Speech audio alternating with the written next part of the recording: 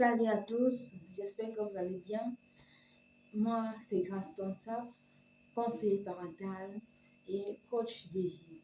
Alors, aujourd'hui, je viens avec un sujet qui est vraiment important pour les mamans ainsi que pour les papas parce que la plupart des parents se plaignent que les enfants ne les écoutent pas et les comprennent encore difficilement.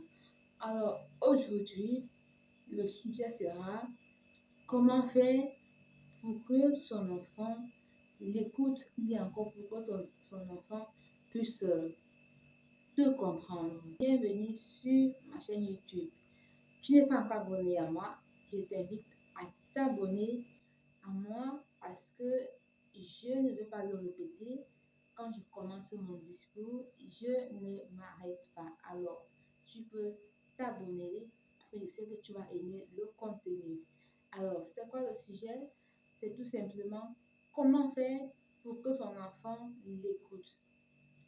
Alors, c'est très simple et on va commencer tout de suite.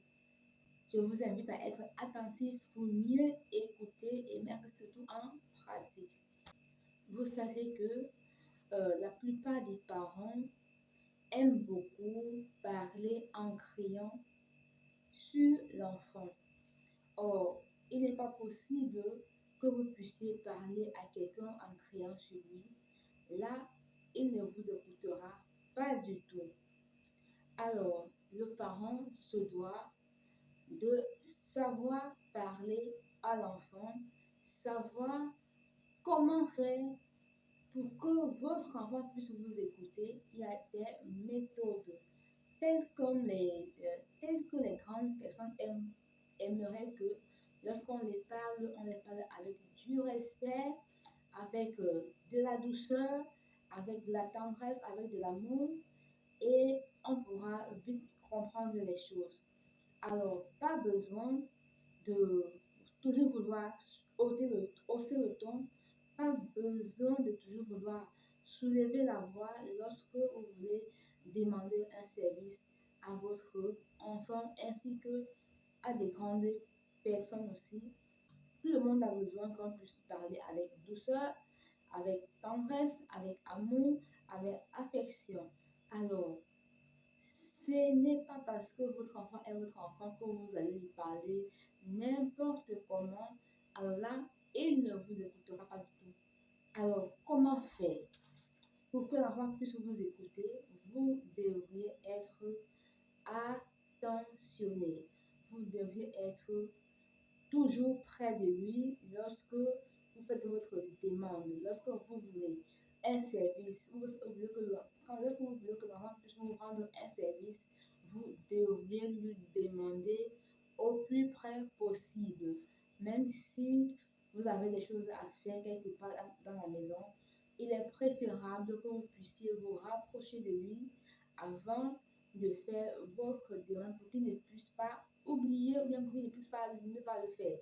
Donc, lorsque vous venez vers l'enfant et que vous posez votre demande, n'est-ce pas, l'enfant ne pourra pas oublier parce que vous avez fait la peine.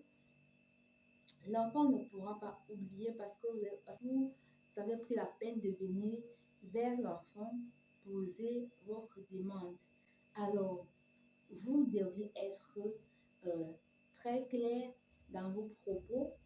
Vous devez être très bref même et être aussi affirmatif pour que l'enfant comprenne que ce que vous demandez est vraiment important.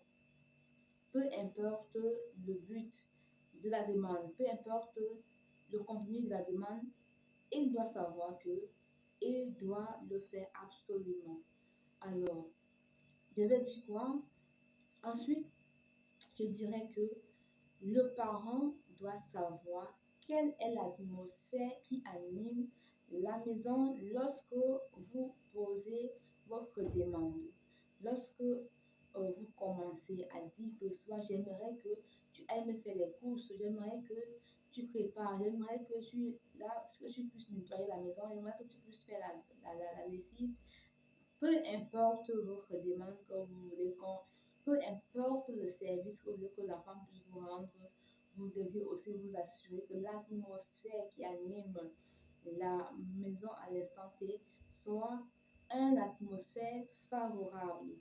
qu'il n'y ait pas de tension, qu'il n'y ait pas de tiraillement. Alors, c'est à vous de savoir quel moyen, de savoir quel ton, ou encore quelle humeur allez-vous employer pour que l'enfant puisse réellement faire votre travail. Vous savez, lorsque l'enfant n'est pas en bon terme avec le parent, vous allez beau lui demander de faire un travail, il faut savoir que il ne le fera pas. Il pourra dire qu'il a, soit il a oublié, ne soyez pas toujours des parents qui jouent, aux parents autoritaires, aux parents gonflés, aux parents qui ont toujours raison. Alors, il faut bien voir l'atmosphère qui anime la maison pour pouvoir poser votre demande. Comme tout le monde aimerait toujours rendre service dans un cadre propice, dans un cadre propice, dans un milieu qui est agréable. À vous de pouvoir rendre l'atmosphère favorable pour que l'enfant puisse réellement vous écouter et mettre en pratique votre demande. Alors, vous n'aurez pas du tout besoin de toujours crier sur l'enfant pour qu'il puisse vous rendre un service. Non. Comme je disais tantôt, vous devez vous assurer que l'atmosphère qui anime la maison, qui est entre toi et l'enfant doit être favorable. Soyez à une atmosphère agréable et vous n'auriez pas à toujours crier sur eux. Vous aurez tout simplement à toujours obtenir